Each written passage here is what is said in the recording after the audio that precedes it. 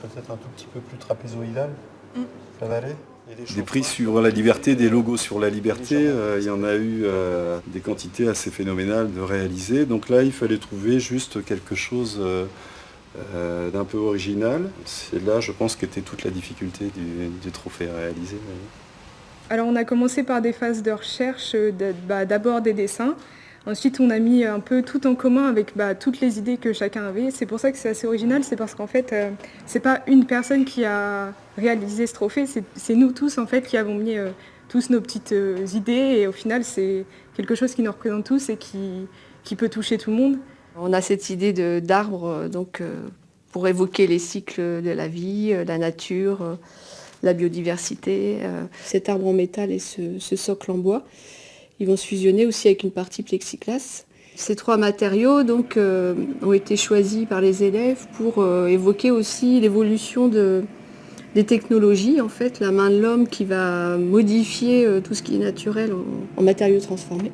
Donc l'arbre qui pouvait être naturel, il se retrouve en métal et le plexiglas rejoint l'arbre en fait. Il joue un petit peu sur des trompe-l'œil en fait, avec des côtés opaques et des côtés transparents. Là, on a passé la sableuse sur le plexi pour du coup avoir l'effet qu'on voulait. Ce qu'on fait avec nos mains, c'est magnifique. Souvent en sculpture, on va passer du dessin au modelage. Donc le modelage va nous servir finalement à concrétiser cet effet de 3D qu'on a déjà réalisé par quelques ombrages sur le dessin. Donc le modelage, on l'a réalisé sur une base en bois avec de la plastiline.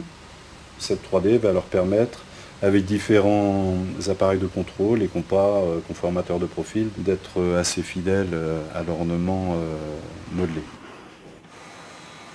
La phase suivante, ça a été la préparation, le débit et évidemment la sculpture.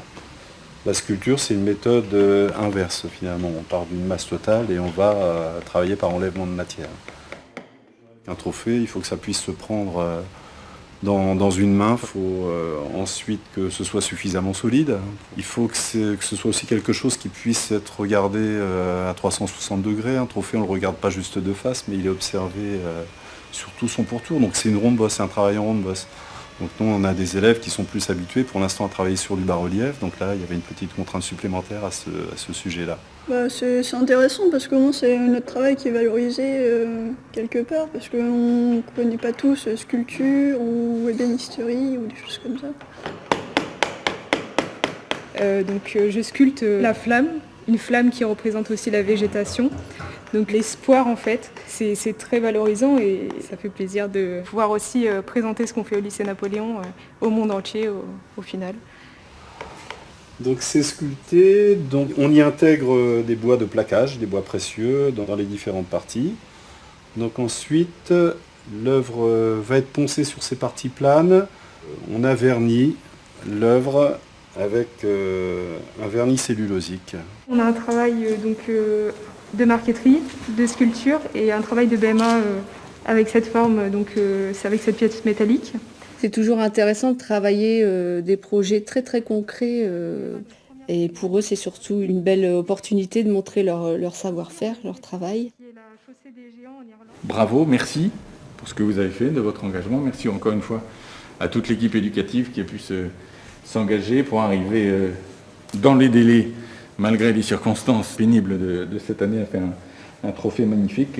Et vous pouvez en tout cas être très fiers de ce que vous avez fait et continuer comme ça. Merci beaucoup à tous et je pense qu'on peut les applaudir tous, qu'ils soient enseignants ou élèves.